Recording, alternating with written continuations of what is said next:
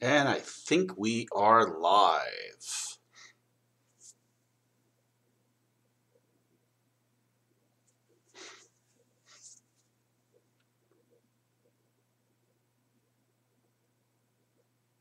Okay, so here we are for the AP exam review, and macroeconomics is Wednesday at 12, micro Friday at 8.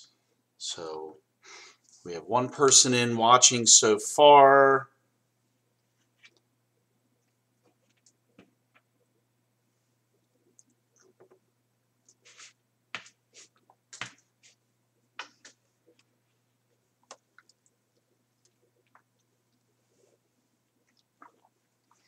Not sure if they have questions yet, but we'll see.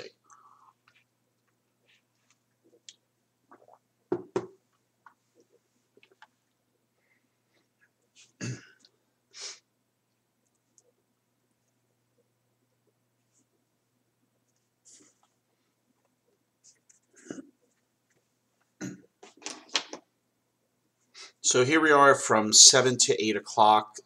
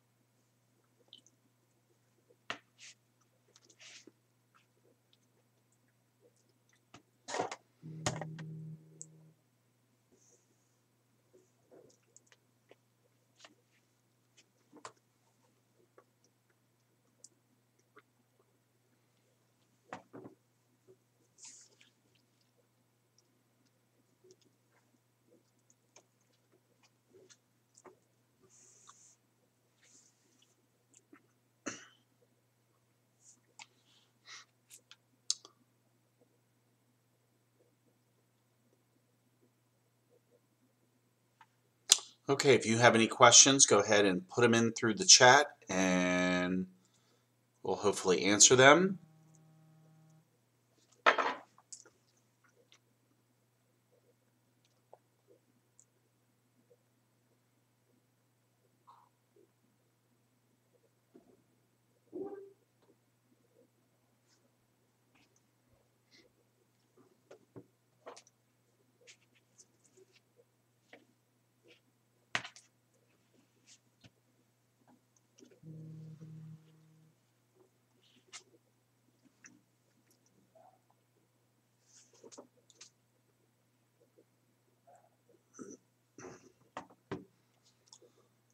Okay, and if you have questions, go ahead and type them in and we can go ahead and start. Yes, this is the micro chat.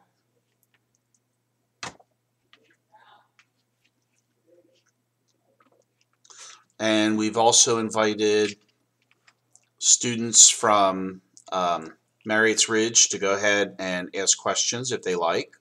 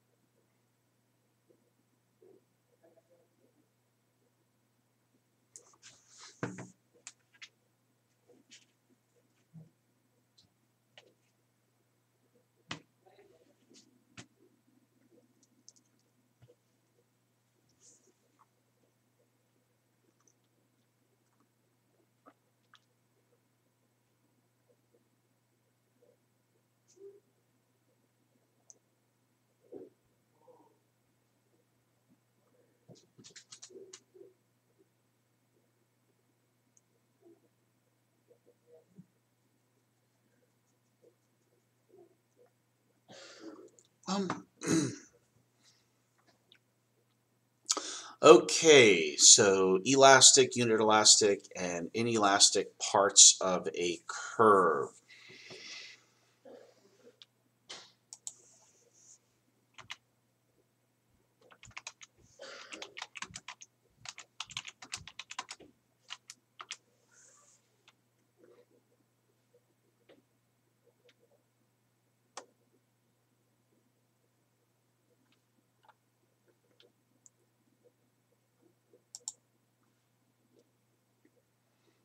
Okay, so let's start off with elastic and inelastic parts of a demand curve. And we've seen this question come up on FRQs before, where students will be asked to identify the parts of the curve that are elastic or inelastic. So let's get started. And if you hear any barking upstairs, then it's just my wild dogs. So anyway, let's go ahead, and here's the demand curve.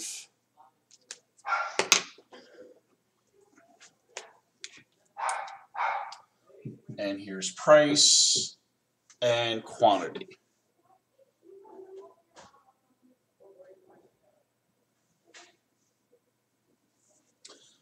So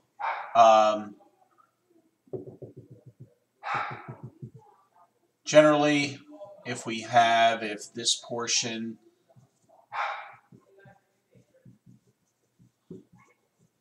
if we have unit elastic and we are maybe the elasticity is 1, generally what happens is that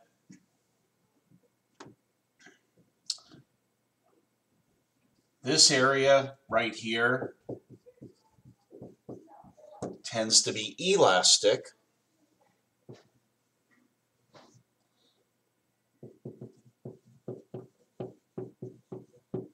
and then this area here tends to be inelastic. And a lot of times you can go ahead and use the total revenue test as well. And I switch stuff around, probably because I haven't done microeconomics in so long. But if we go to a point, maybe that's at 7, and that would be at 3, and maybe that's at 3, and that's at 7. But anyway, if you go ahead and use the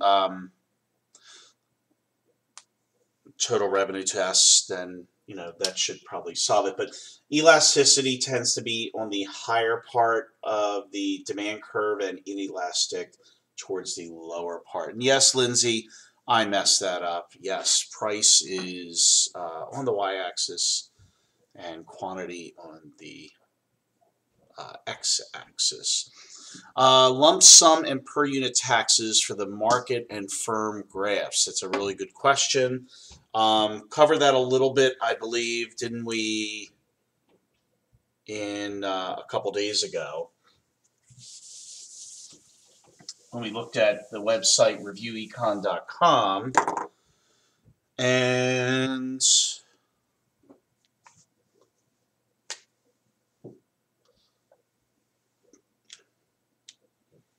all right, so let's go ahead with lump sum and per unit taxes. Well, we already talked about with subsidies, but I guess you want to take a look at lump sum and per unit taxes. And I'm going to address Liam's question. Do you want to address things like I guess, excise taxes. Do you want to talk about that?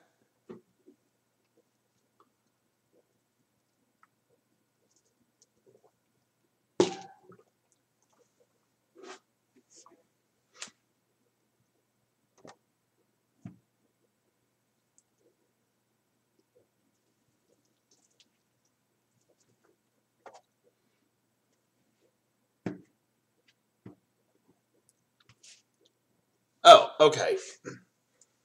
So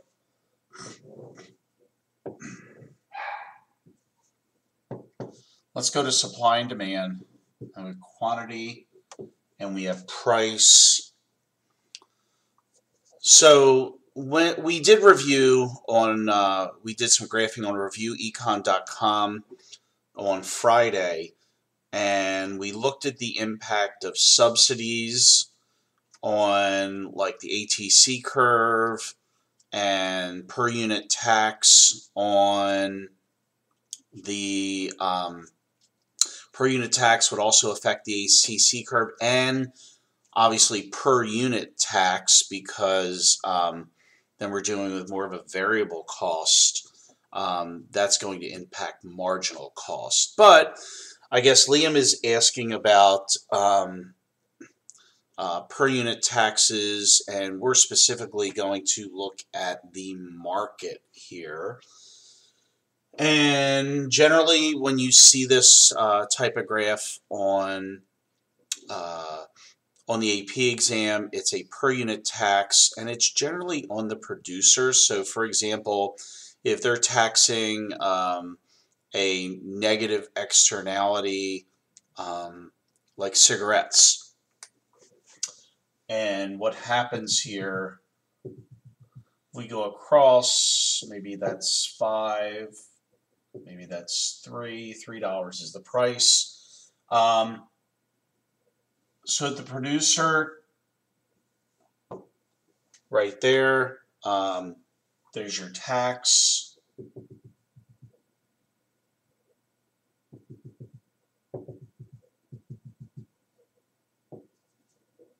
Okay.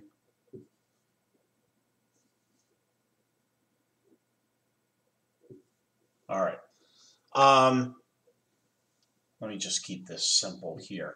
So what happens here, first of all, is that once there's a tax, the area right here that I'm going to outline in red, that area is the tax revenue. And all that's going to go to the government. Very easy to figure out. So the difference between this area is 4 times the new quantity is 3. So this area, obviously, that is a $12 will go to the government. On the other hand, they may ask you who bears the burden of this tax, and what we do, we go to the original equilibrium, we go over, and anything above 3 to the 5, so that's 2 times 3.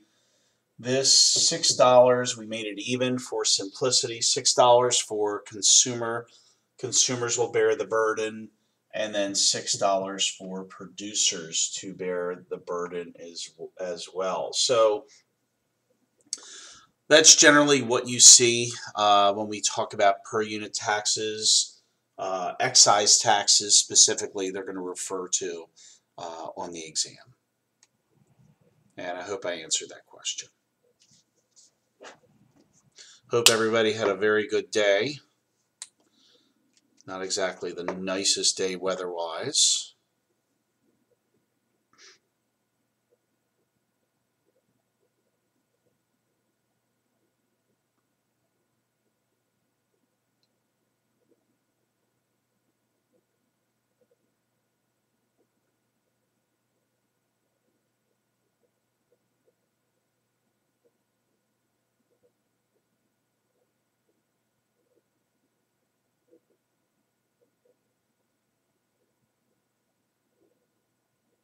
And you're welcome.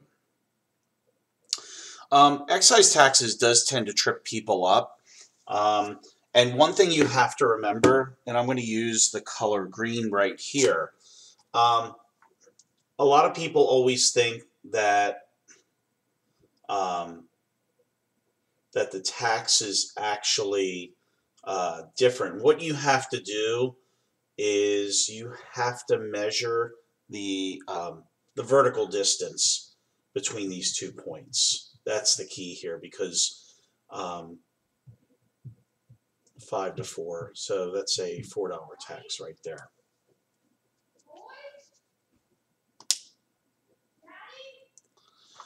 The graphs for the 4 market structures. I would love to go over the 4 graphs. Sounds like a very good idea.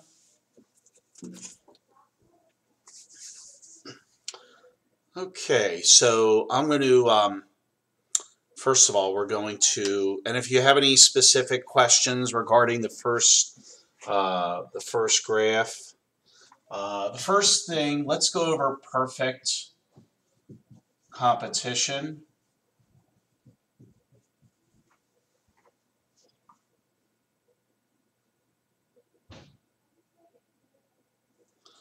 So we're going to start off always, especially in the first FRQ for microeconomics. Many times they will start off and they will say,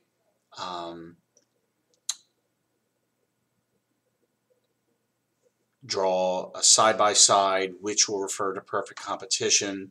Remember, there's no side-by-side in the monopoly because the market is the firm, because there's only one.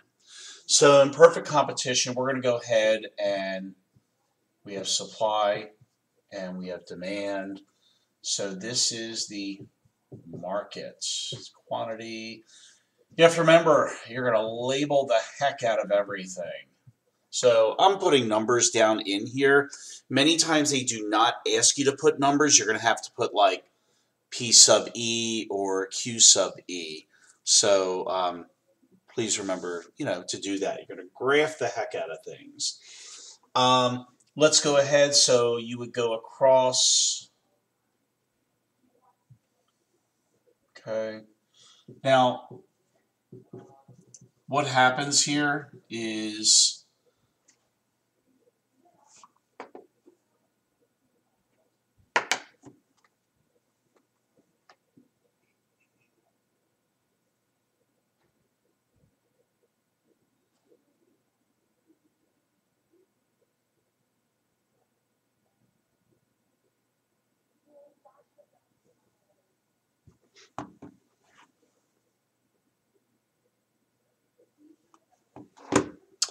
so here's Mr. DARP, and so you have marginal revenue, demand, average revenue, and price. So it is a perfectly elastic curve.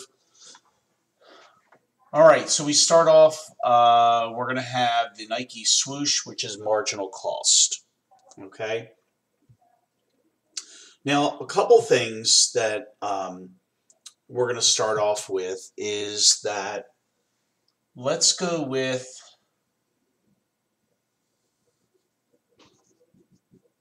this is perfect competition in the long run. Why is it in the long run? Because we are making a zero economic profit. So zero econ profit. It is a normal profit. Okay, zero. And don't forget to go ahead and they might have you go ahead and label this. Let me see. This would be price. This would be quantity. They might say quantity QE, and this is PE. But one thing you have to remember in perfect competition is that perfectly competitive firms are allocatively and productively efficient. And that's a term that we haven't, and you probably can't see. I better use another marker besides red.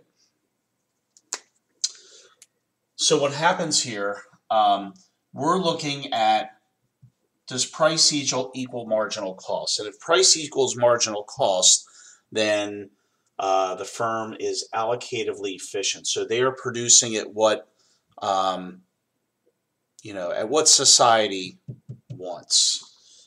Productively efficient, P equals ATC. And if you look right here, in the long run, yes, in the long run, perfectly competitive firms are productively and allocatively efficient. Okay? Now, the several variations here with the perfectly competitive graph is that if ATC goes higher, okay, then, and actually let me draw this below. So if ATC is above price, then the firm has a loss. If ATC is less than price, then there's a profit. Okay? And in both of these circumstances, we're in the short run. And what happens here is, in the short run, if there's a loss,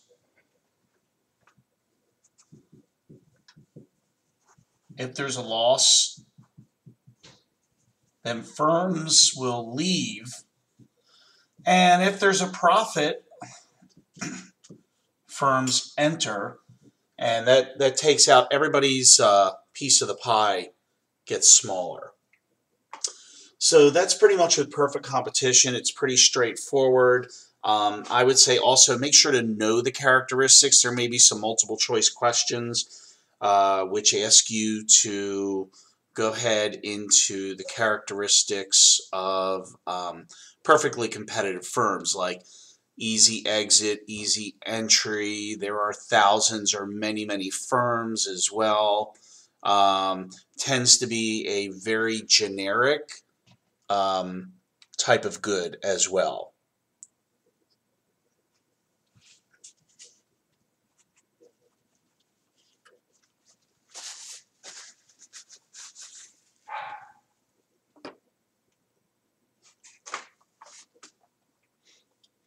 Are there any other questions about perfect competition before I move on to the next one? And just give a holler if you have any other questions about perfect competition.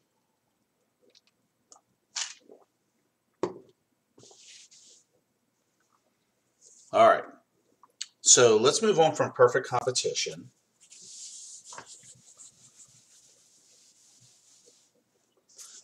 And let's go ahead to the opposite end of the spectrum. And let's go to monopoly. So like we said before, the firm is the market. In a monopoly, we still have price, we still have quantity. However, we have demand. It's fine if you put D. I'm throwing DARP in there just because it's not Mr. DARP anymore. The MR curve, remember that the marginal revenue curve is now below the demand curve. I always think of it as like chopsticks, like that. Okay. All right. So with this, and something I didn't allude to with the with perfect competition, we'll start off with the Nike swoosh, the marginal cost curve. Now, one thing that's important to remember that I did not say before is with these firms, you always want, this will give you the key with their price. you always want to identify the profit maximization point. And a lot of people tend to go to demand at MC. They tend to pick the wrong point. But you want to go to where marginal revenue equals marginal cost. So marginal revenue equals marginal cost. That's the profit maximization point. Don't get this mixed up with the revenue maximization point. And what happens here, you have to go back over to this point. So revenue will maximize right here. This is the revenue maximization point. Okay, so the profit maximization point will tell you a lot of things. That's the quantity at which you will produce. So we can call this QE. Come over here, PE. Okay, and what we do, we'll take that straight up to the demand curve because that's the price that consumers are willing and able to pay. There's P1. So consumers are going to pay right there at this point. Profit maximization point right there. Revenue maximization point right there. You see that also that monopolies are not efficient, okay? Because price equals marginal cost right there, okay? But it's not at our point at which the consumers are paying. I would say this is not a price discriminatory monopoly. Price discriminating monopolies, probably a single price monopoly, very simple right here. And one thing that we've left out right now is the ETC curve. Now, getting a little tricky here. We're going to put in the ETC curve, and it's probably best maybe if I use another color, though I'm running out of colors, and that would not be good for the live stream. So I'm going to put this in another color, and let's go ahead, and we want to make sure, here's ATC.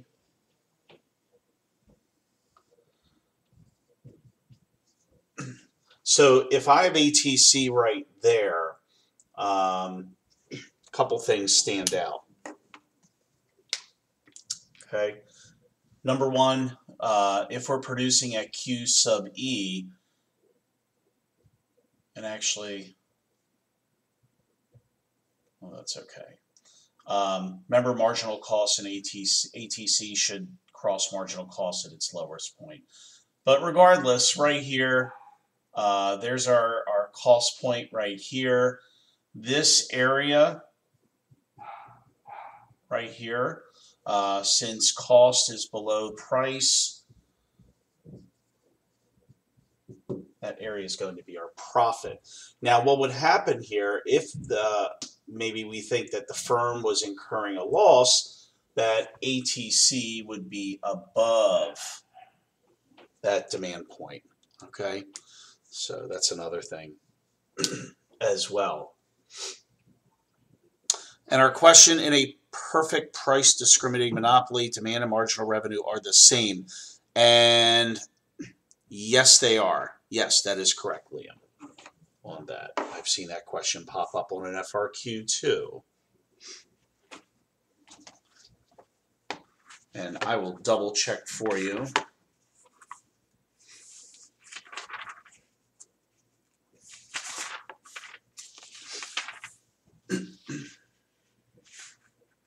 Just to double check. For a monopoly, 30.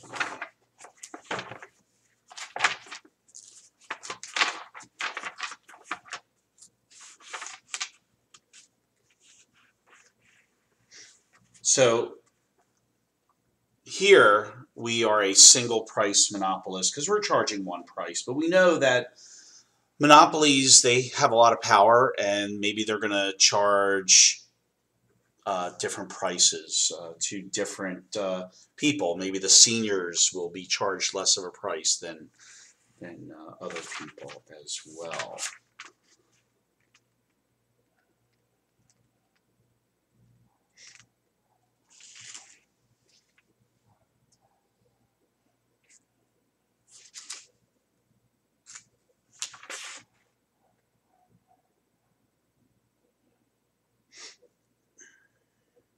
Okay.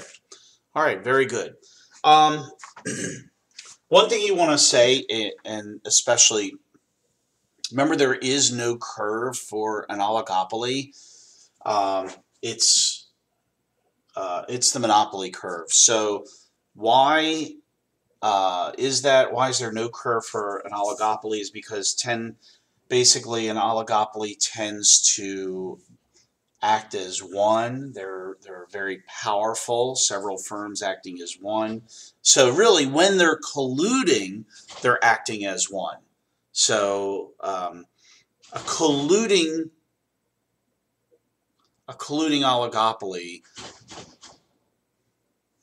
will use the monopoly curve. Okay, and not to make any big changes, but for the most part, the monopoly curve is very, very similar, if not just about the same, than a monopolistically competitive curve as well. I don't think there's any big changes. Maybe the slope a little bit from what I've read in the past, but pretty much the same thing. We have a profitable firms, we have unprofitable, zero economic profit as well.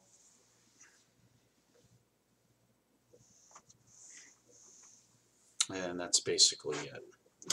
Any other questions on the four market structures?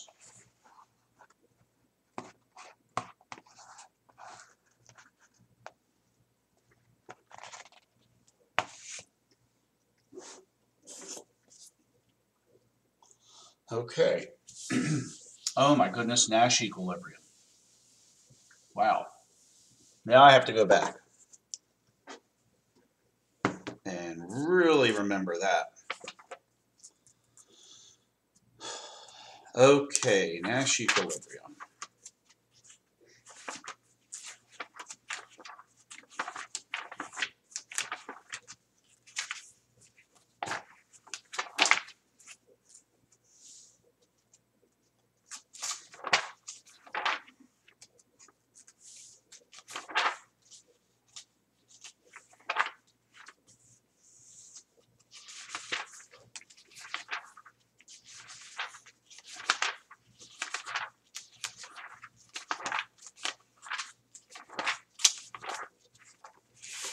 And let me just double check my Nash equilibrium stuff.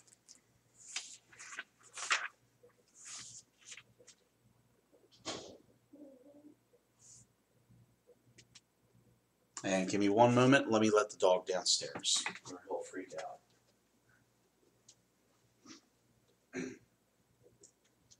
Jax, you want to come down with Daddy?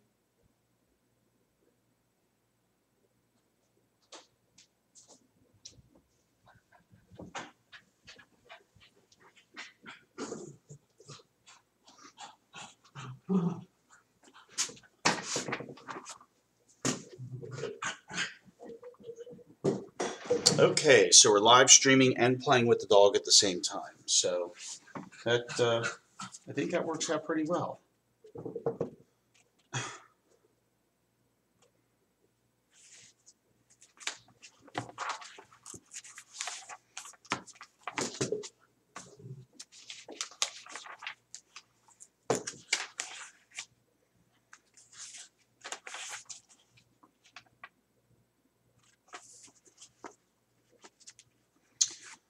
Okay, so we're back on Nash equilibrium. Okay.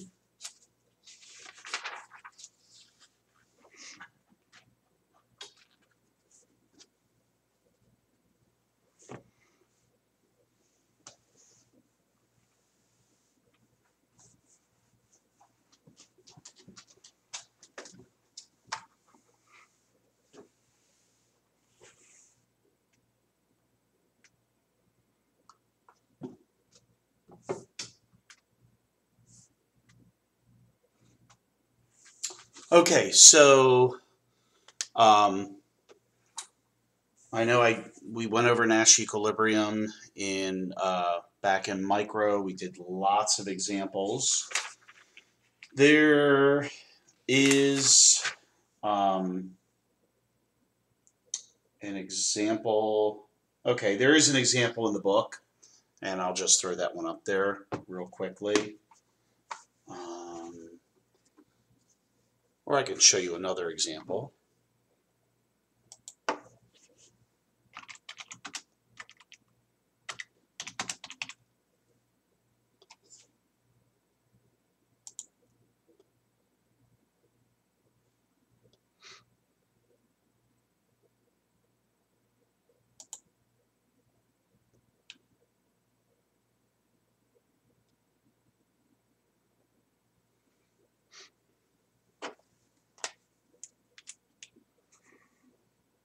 Okay, so for the example of even in Prisoner's Dilemma, so if we go ahead and, like, for example, if we do confess, don't confess, confess, don't confess.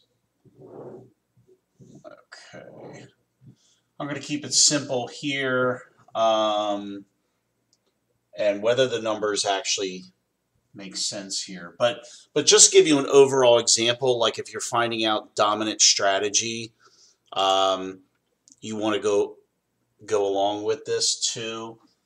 So let's see. If they both confess, let's just say 5 and 5, let's say 10 and 10, and 0 and 5, and 5 and 0. And whether this matrix really makes sense, I'm just making it up for now.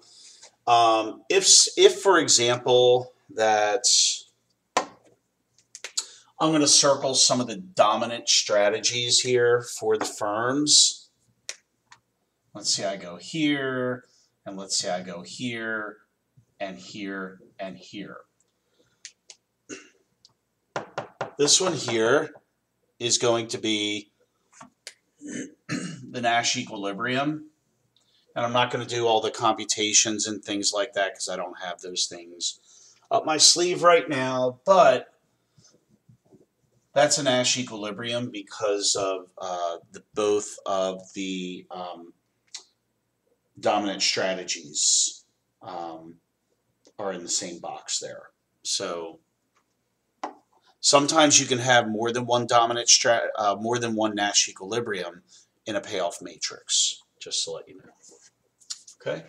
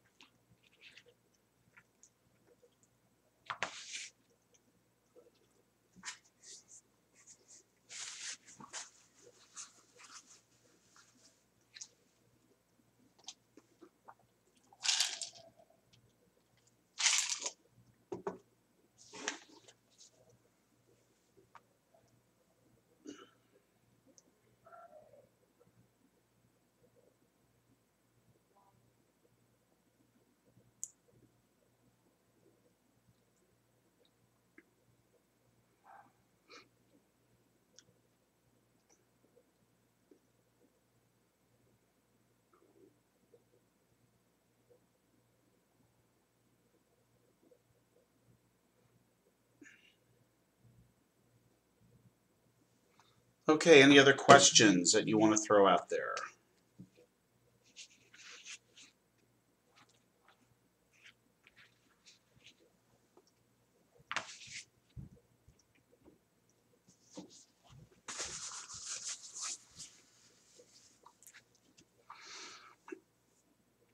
Would monopoly be efficient if demand were perfectly inelastic?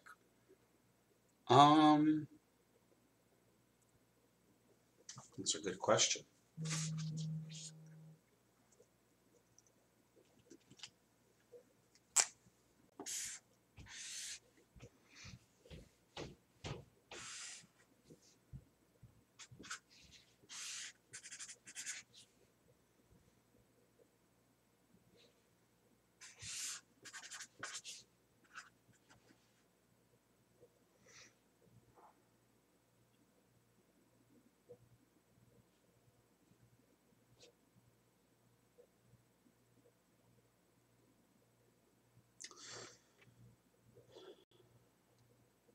I think it depends where the demand curve is.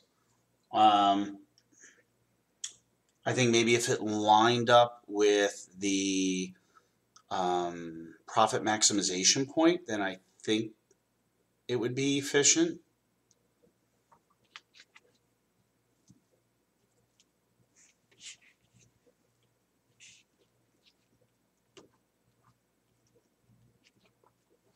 But that's something we could also talk about in class too.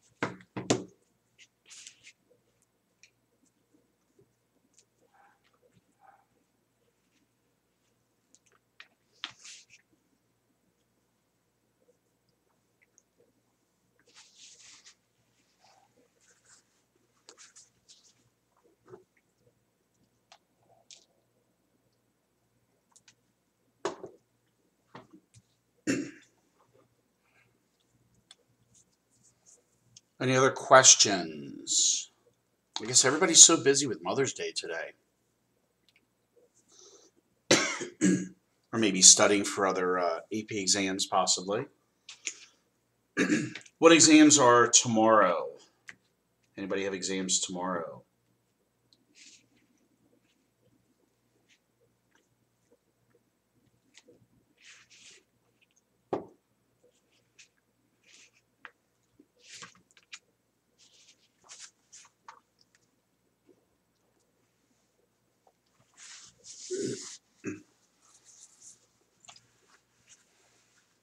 Oh, I see, Liam. Okay. Bio and Physics C. That might take a lot of people out of class.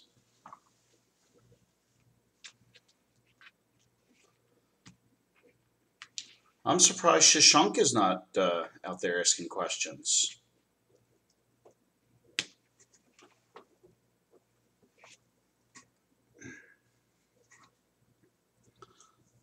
Calc on Tuesday.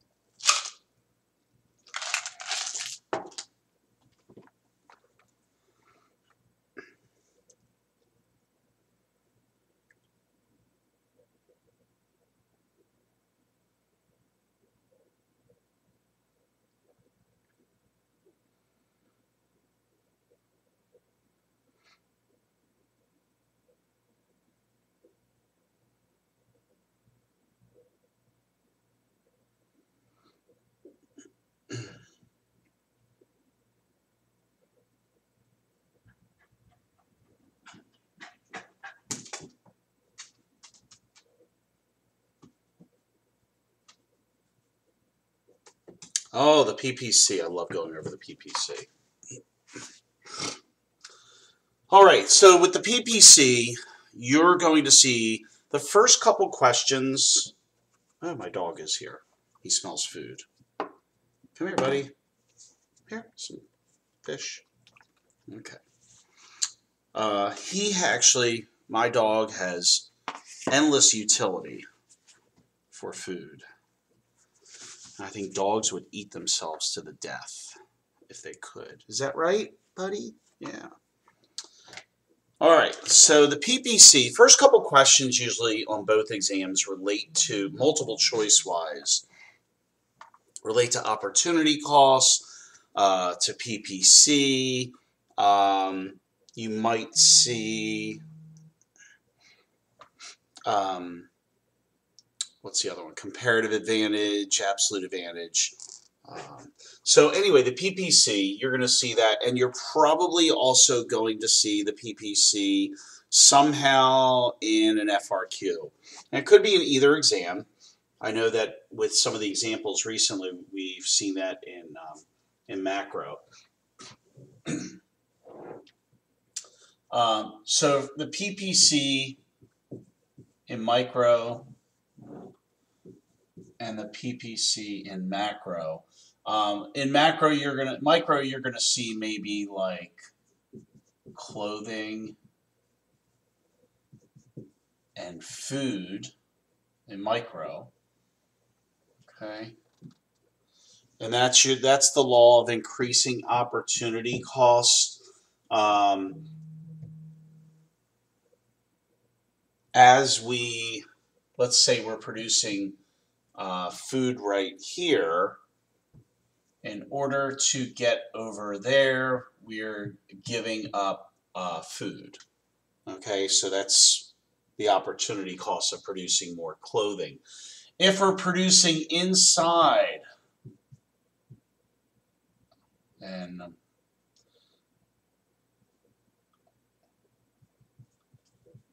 this is inefficient, so we might not have enough labor. We might not have enough resources as well. Here, we are efficient. Anywhere on the point is efficient. And this is the correct labeling of a PPC. If we're outside right here, this is unattainable. We can't get here unless we maybe have more technology, more resources, and so on. Now with macro, you would see probably country A and maybe country B as well. Sometimes you see on the different axes, you see capital goods and consumer goods as well. What a PPC curve with decreasing opportunity costs to be bowed inward towards the origin.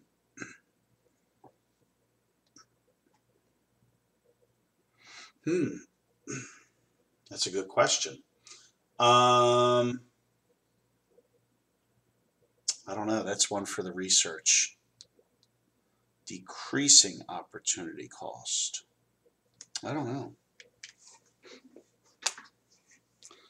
I don't think we're ever going to come upon something like that. Is that my safe answer? Maybe.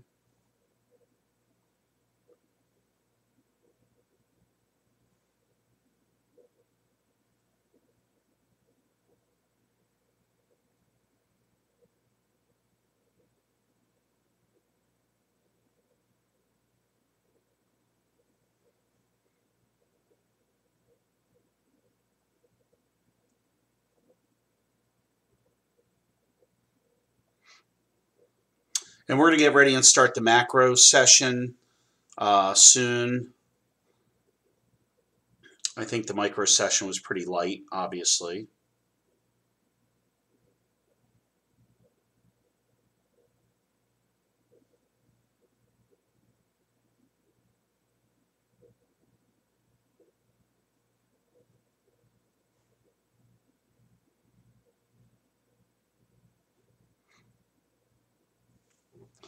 And if anybody doesn't have any more questions, I'll shoot right over to macro and we'll answer what we need to answer.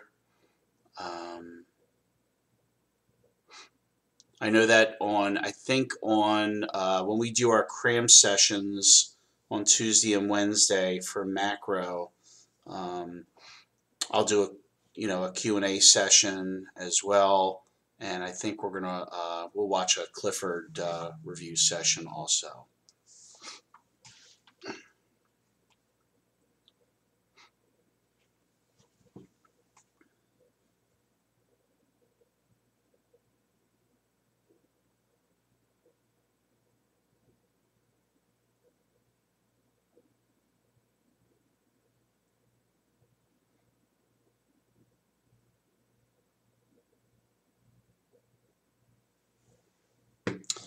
Any other questions that you have regarding microeconomics?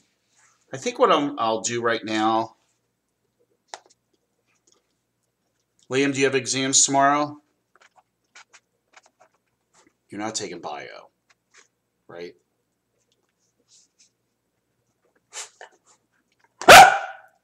Whoops.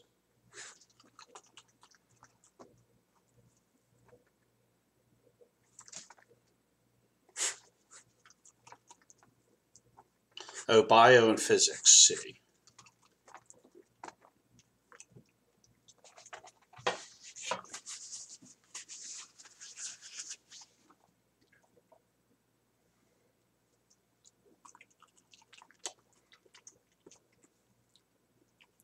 Oh my goodness.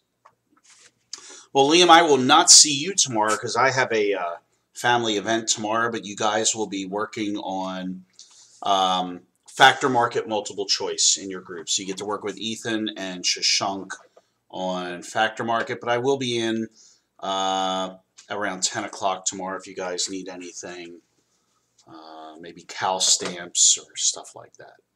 So.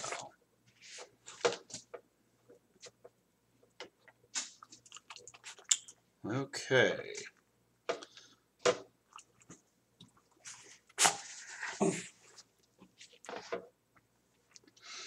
Any other questions, ladies, gentlemen? I don't know if you guys want to go over macro. Can I have Cal stamps? Absolutely. If you come to the live stream, you get Cal stamps. Sydney's there too. You know, I don't believe Sydney is there. I don't. I see Lindsay's name, but I don't see Sydney. It's just, I think it's been lies all year long from Sydney, probably.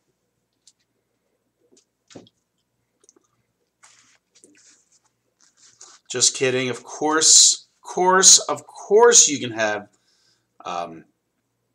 and I will give more Cal stamps to my favorite Atkinson student.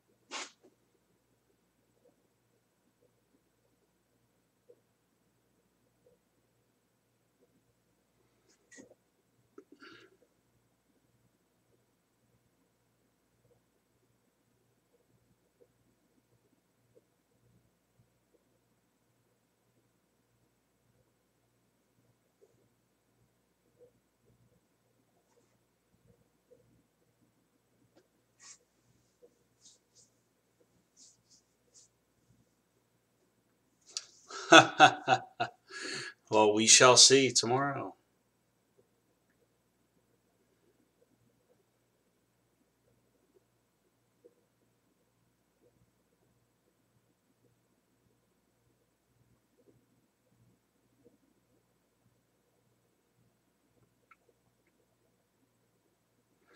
Okay, I think we're ready to head into macro, and we finish up early, then bonus. Then we can all get some rest tonight.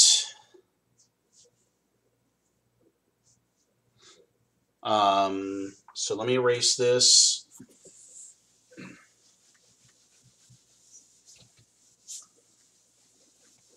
So now we have to. Are you guys the only two in here? Who's in here? Lindsay's in here. Ah, shifters of the Forex. Absolutely, we can go over shifters of the Forex. Forex will definitely be part of an FRQ. I like teaching Forex. I think it's really cool.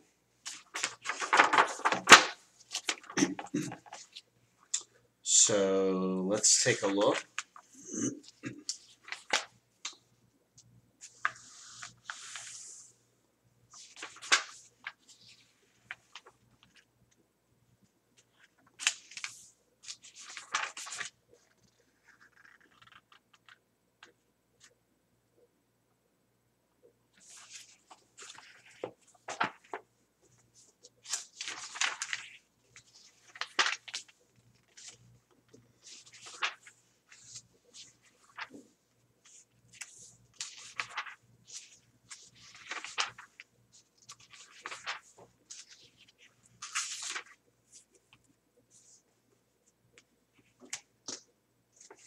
Okay, there's Shashank. Yeah, the stream always gets saved to my page, to my YouTube channel. So the shifters of Forex. I'm going to go over the Forex graph.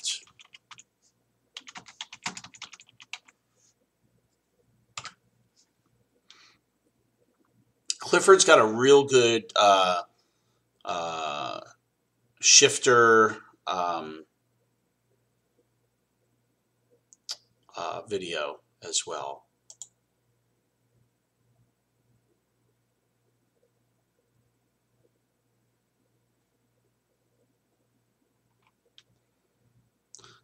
So the Forex shifters are changes in tastes, changes in relative incomes, changes in relative price level, and changes in relative interest rate. So I'm going to go over all of those and what they can change as well. So let me go ahead and draw the, let's do the dollar and the yen. So the dollar and the yen. So here we go with our Forex.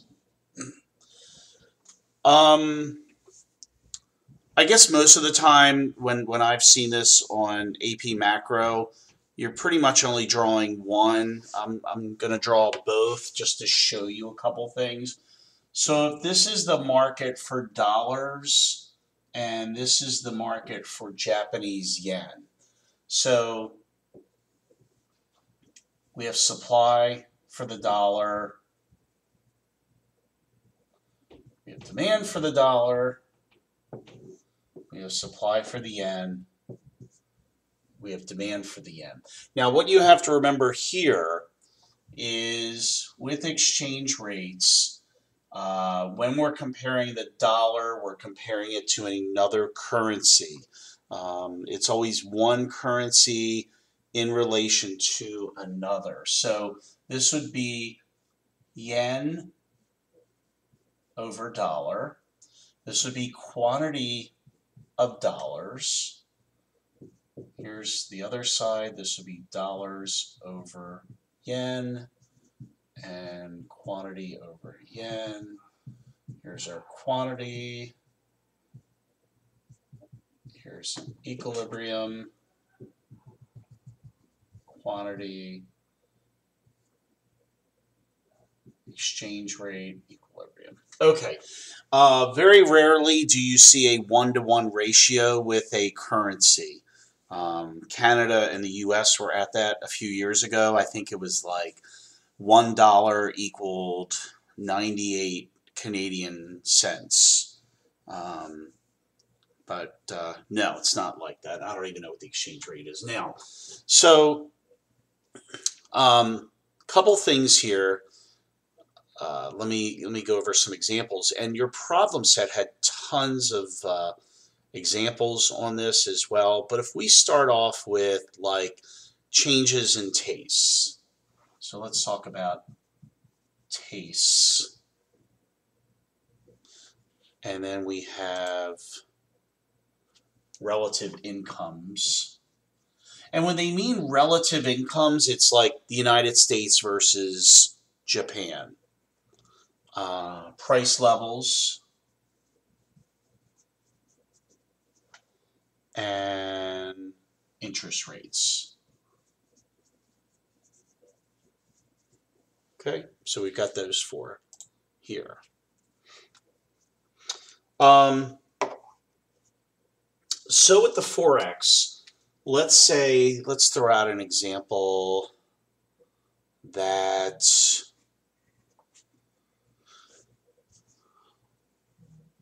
in the United States,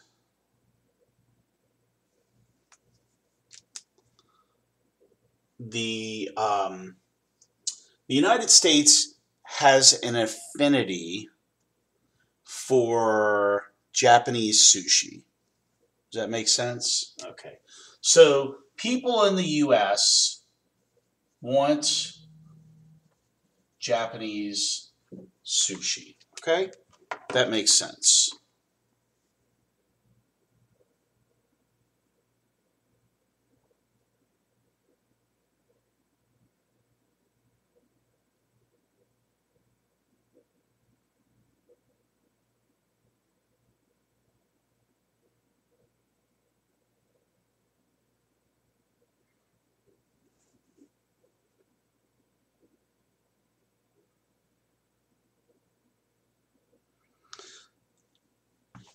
So if the United States wants Japanese sushi, okay, we are going to have to supply. We can't go ahead and buy Japanese sushi with American dollars. We have to use the American dollars. We have to supply American dollars, and in turn,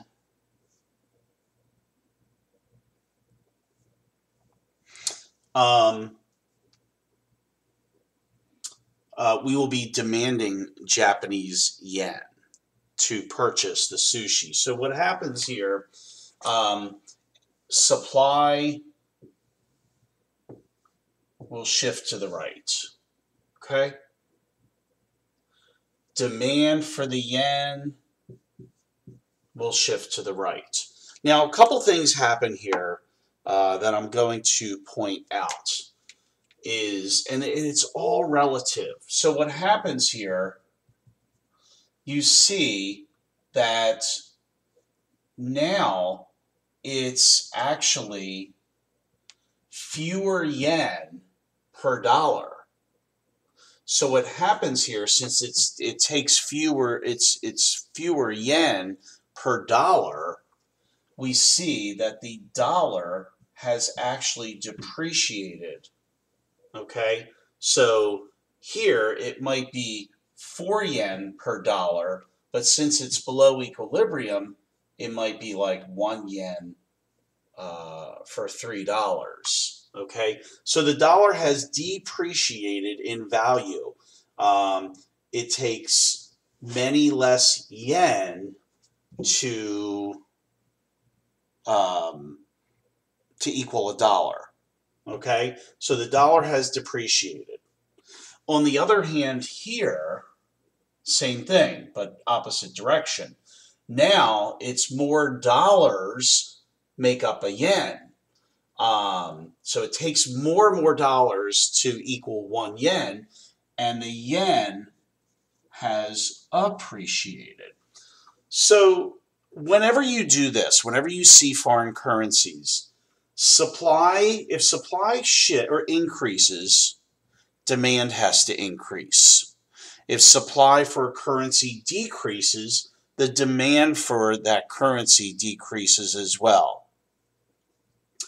If one currency depreciates, the other currency appreciates, and vice versa.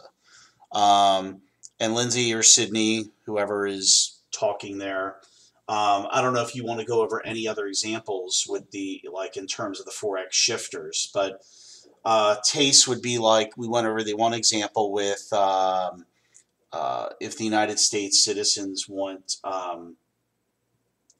more French wines. That was one of the examples where I introduced it to you. Relative incomes. For instance, if people in the United States are, this is one that'll come up.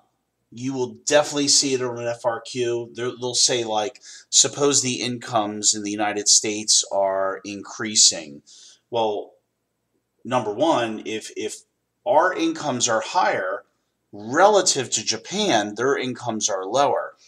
We're probably going to buy, we're going to have the buying power to buy their products. So we're going to import more. Now, what that could do, that could affect the current account balance in a negative manner if we're importing more. Okay?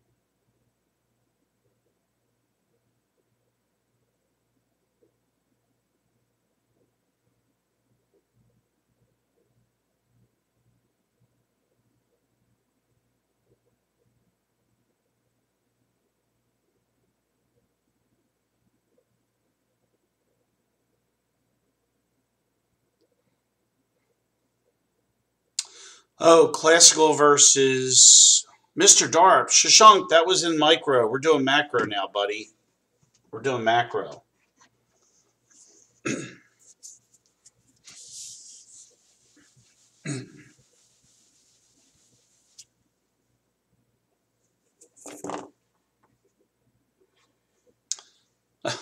It's okay. Classical versus Keynesian. You're not going to be asked to graph anything like that. So with classical, and a really that one.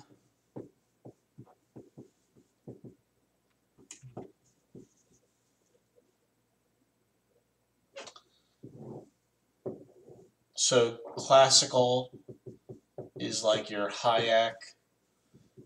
That's your hands-off, no government intervention. Keynesian is obviously Keynes, favors government investment, spending, monetary policy.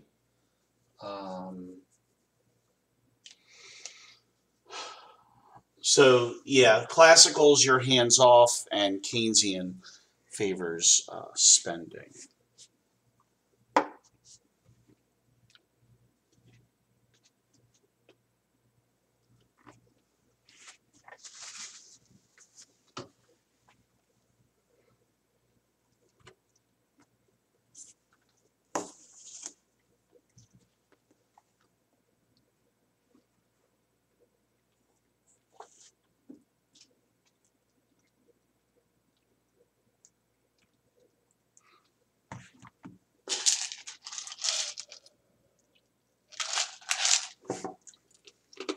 Yes, the Phillips curve.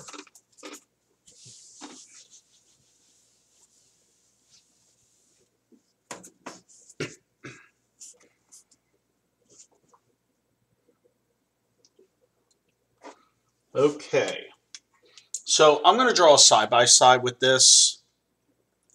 Shashank, one question at a time, my friend.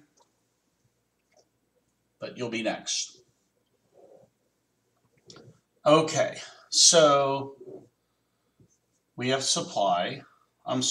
aggregate supply and aggregate demand.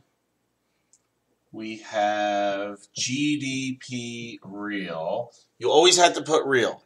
Always put R GDP or GDP sub R. And then we have price level. So just as an example, there's Y full employment and there's PLE. Okay? You've labeled everything. Everything, everything, everything.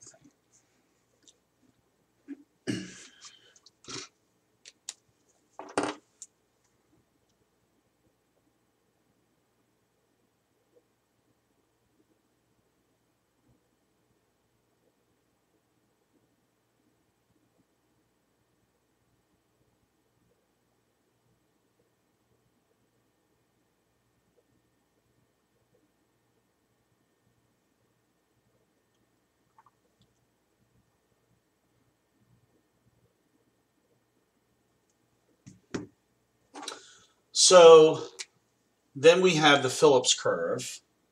Okay, so this is the ASAD model. Okay, and actually I'm going to come up here and I'm going to put in LRAS. Okay, so we're at full employment right here. LRAS is at equilibrium. We're at 4 to 6% unemployment, and that is good.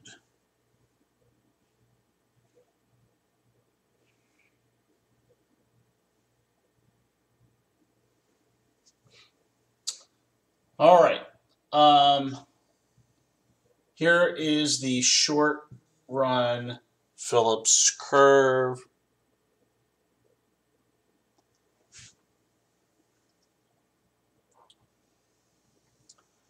Here is LRPC.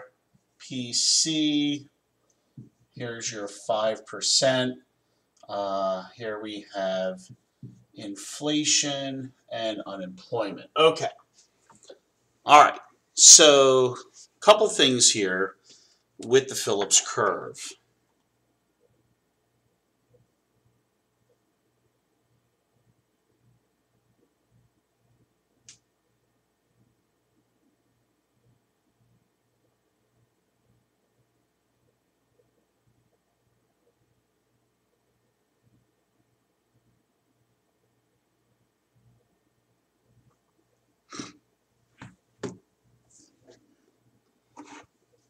So, let's say that government spending increases. Okay. So, if government spending increases, AD shifts to the right. Okay. So, if AD shifts to the right, okay, so what happens? We have Y1, PL1. But if you notice, a couple things have happened here. Is that price level has gone up. And when there's price levels gone up, we have inflation. Okay? Here, what we've noticed here, we are now to equilibrium is to the right of LRAS.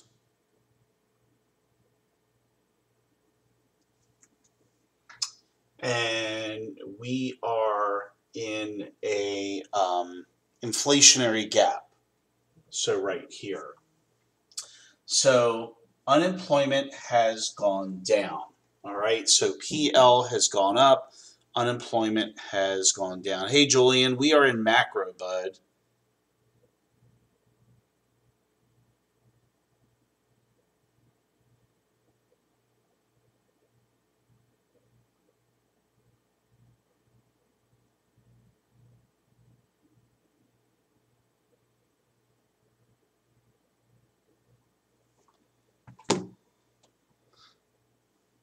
You tell him, Shashank. All right, back to Lindsay's question. So we want to show this ASAD model on the LRPC, SRPC. So what happens here if we're in full employment, and actually I'm going to have to change this to make it line up. All right. SRPC. All right, if we're right here, if AD shifts to the right for what's going to happen to SRPC, anytime AD shifts, whether it's left or the right, it's a movement along the SRPC curve in the opposite direction. So we would move along the curve, but we would go right here. Okay?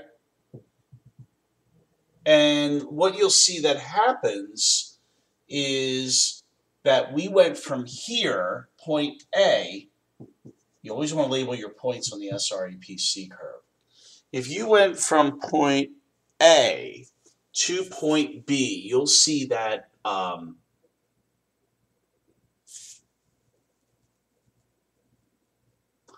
unemployment, hold on, I think I made a mistake here. I think inflation up here, yes. Unemployment, yes, that makes sense. I just had to switch my axis because now it makes sense. What happens from here to here is price level goes up equals inflation, and then we go from here to here and unemployment goes down, and the two equal each other. So anytime AD shifts left or right, there's a movement along the SRPC curve in the opposite direction.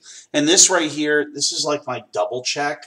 So I check both graphs to make sure that that's exactly, they match up and it makes sense.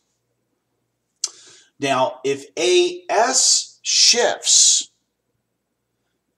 the SRPC curve shifts in the opposite direction. Okay? Does that make sense, Lindsay, with the going over the Phillips curve? Don't forget, reviewecon.com has great review things. Let me put it out there.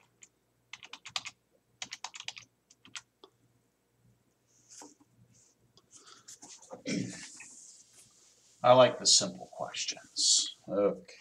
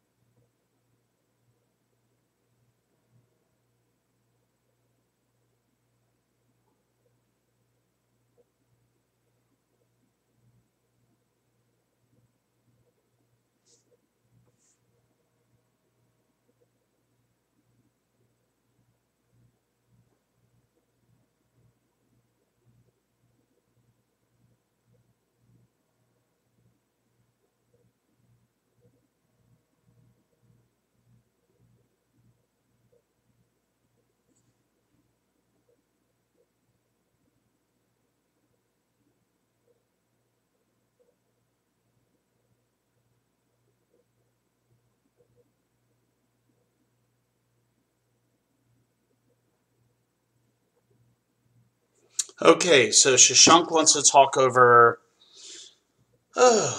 bank balancing. Ay, ay, ay. Now I'm going to have to take out notes. Julian probably didn't pay attention in class. Shashank, do you know how bad of a student Julian is? How disrespectful and troublemaker he is? It's just awful. Terrible. True. Oh, yeah. Julian, how does Grace put up with you in class? That's what I want to know. And Vendela. I think Vendela just ignores you.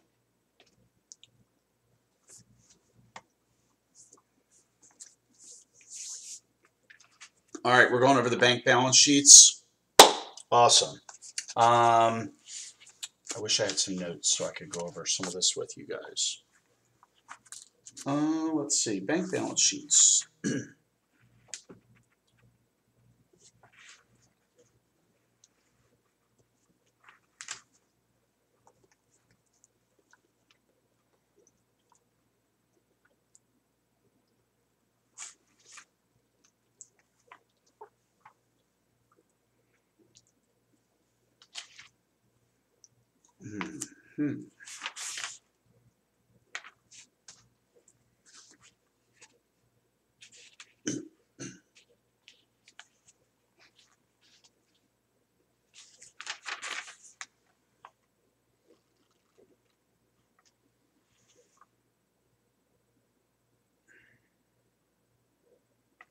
Hold on, I need to find a bank balance sheet example just so I can bring everything up.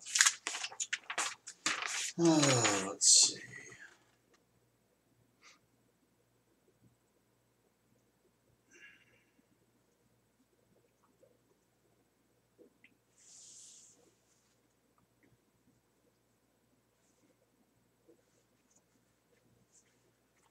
Bank deposits, 225. All right, let's take a look. Let me see if something's in there.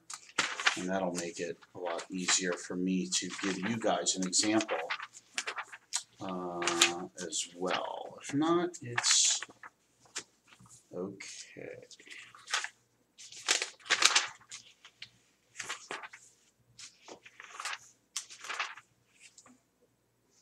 Okay.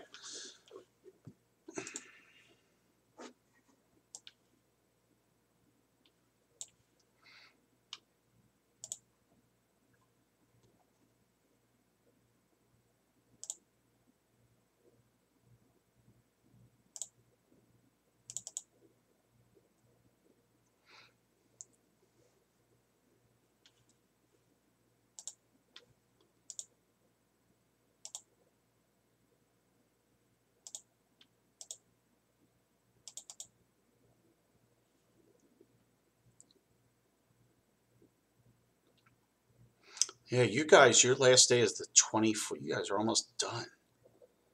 Amazing. Let me see if I have some bank balance sheet stuff here. Balance of payments. Oh, here we go. Bank balance sheets. So, a couple things you have to remember. You have assets. You have liabilities as well. A couple things that go on the liability side. You're going to have demand deposits. Okay. So this is what consumers put in the bank. It's like checkable deposits.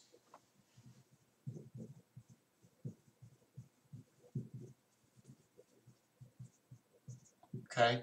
On the asset side, you're going to have required reserves.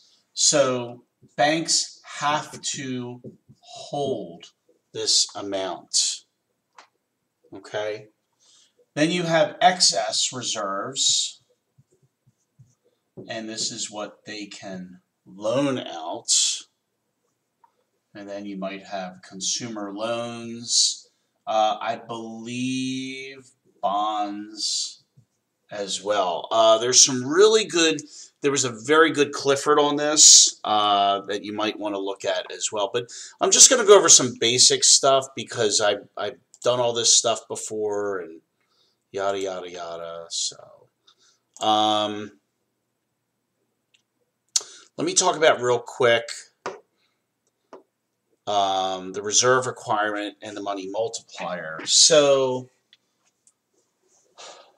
if a lot of things like, so the government, one of the parts of monetary policy, I'm sorry, the Fed has is reserve requirement.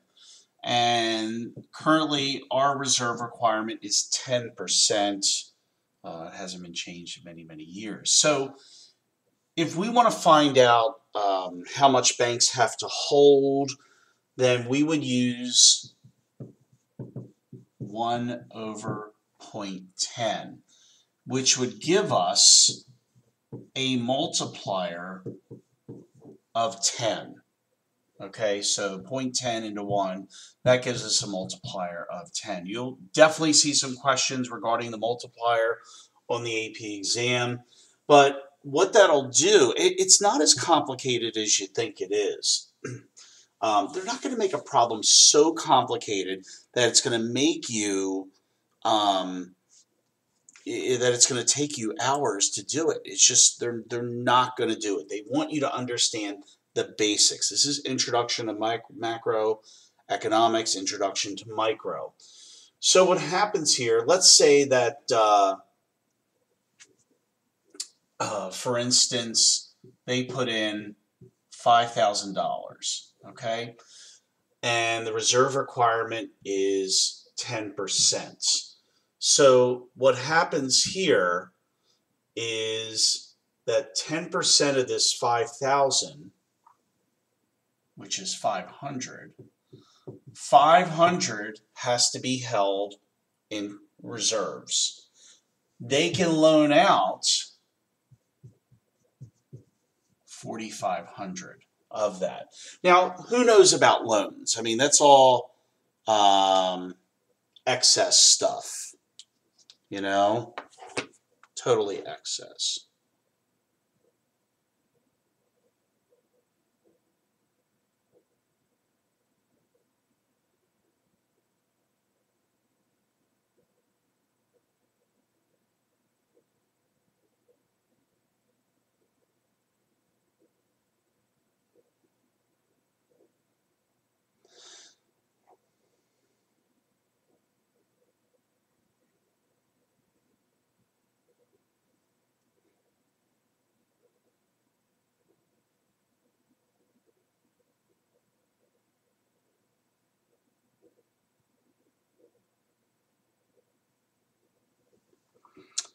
Any other questions here?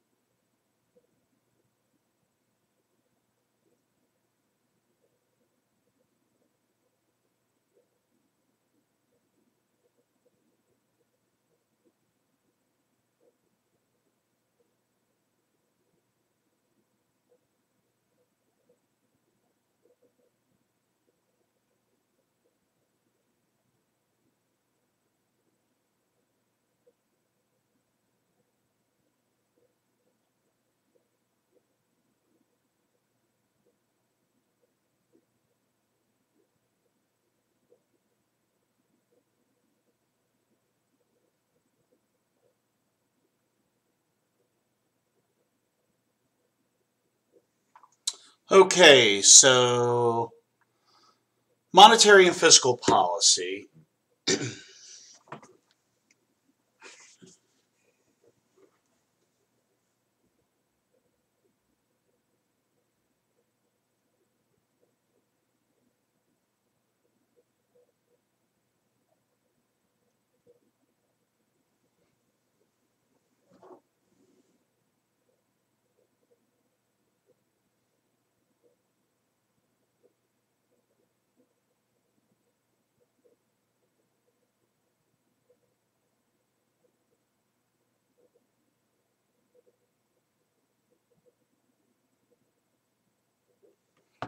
Okay, so let's start off with fiscal policy. Very simple here. Increase in spending, decrease in taxes. That is your expansionary fiscal policy. And then we have decrease in spending, increase in taxes. That is your contractionary fiscal policy.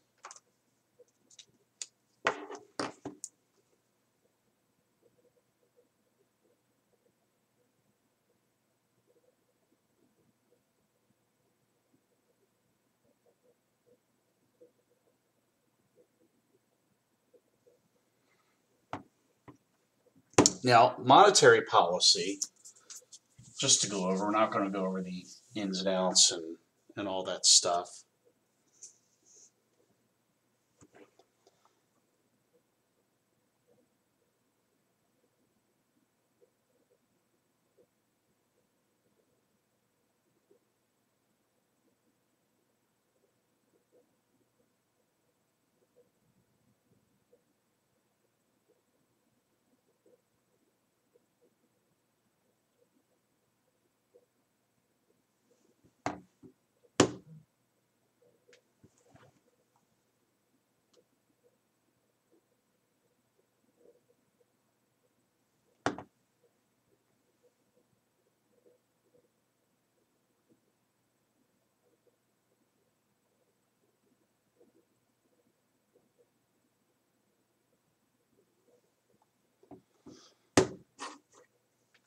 Okay, so monetary policy, a couple things. Let me go over the graph for monetary policy.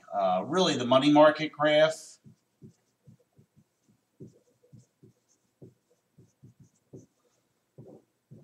So quantity of money, and then we have nominal interest rate, demand for money, supply for money. So who demands money? That would be like government demands money.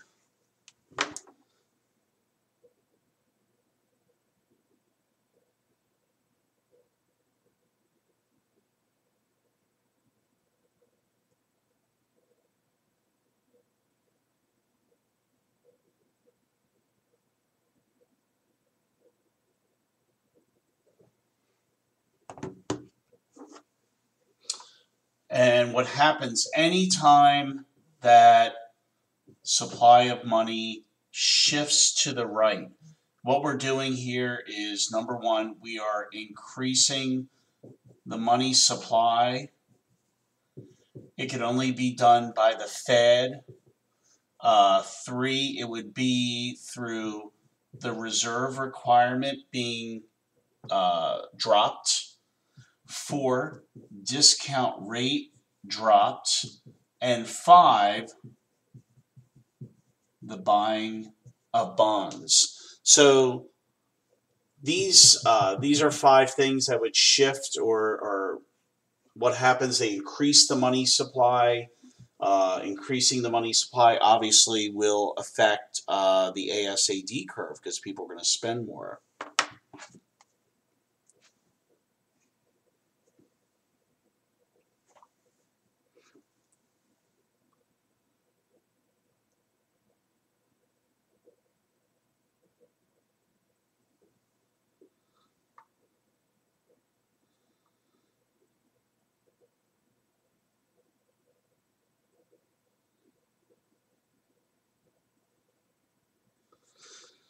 Okay, so there's the money market. Now, with monetary policy, um, remember there are ways to increase the money supply and there are ways to decrease the money supply. So, by lowering reserve requirement, here would be increase. It's the reverse of that. Discount rate, which is the interest rate that the Fed charges banks, and that would be buy bonds and sell bonds. If you remember buy big and sell small, it goes a long way as well.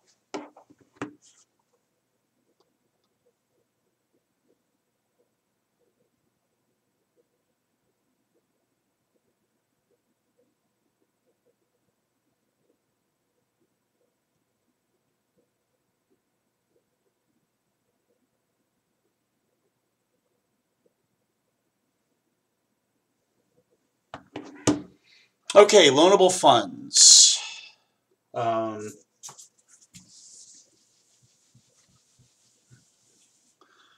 so loanable funds,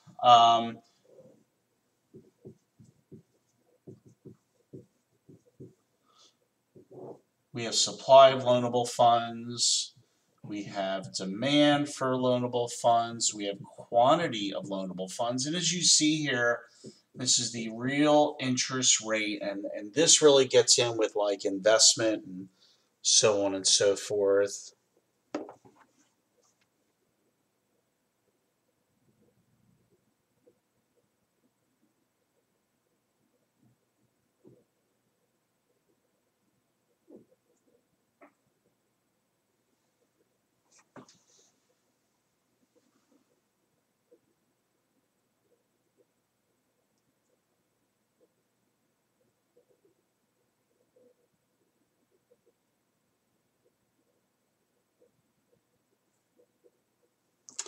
Okay, so loanable funds, who supplies loanable funds?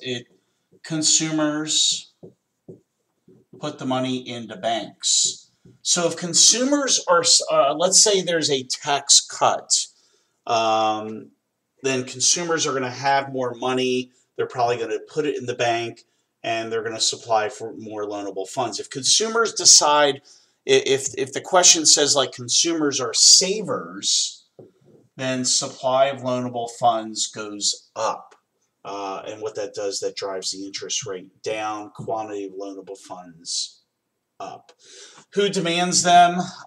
Businesses, government, and investors. And reviewecon.com has some very good examples. And because I'm right here and I don't have a million examples in front of me that I can come up with off the top of my head, this is the basic loanable funds graph. Now, of course, you want interest rate 1, interest rate 2, this is your quantity 1, and quantity 2. And do not forget to graph the heck out of everything. Any other questions? Any other questions? And it's got to be good questions. I have a family member who is under the weather right now that I need to tend to. So that'd be greatly appreciated if they were only essential important questions. Be wonderful.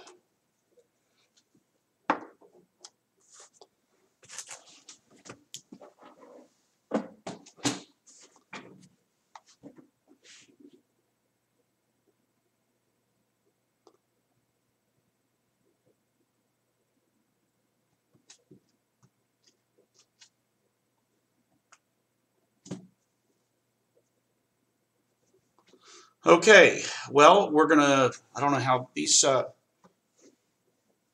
hey, bud, come here. Oh. All right, come say hi.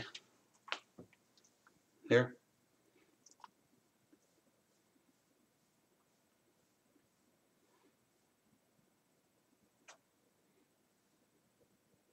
Say hi to everybody. Don't say hi to Julian. Whoop. I think we got to move back a little bit, buddy. Everybody wants to see your nose.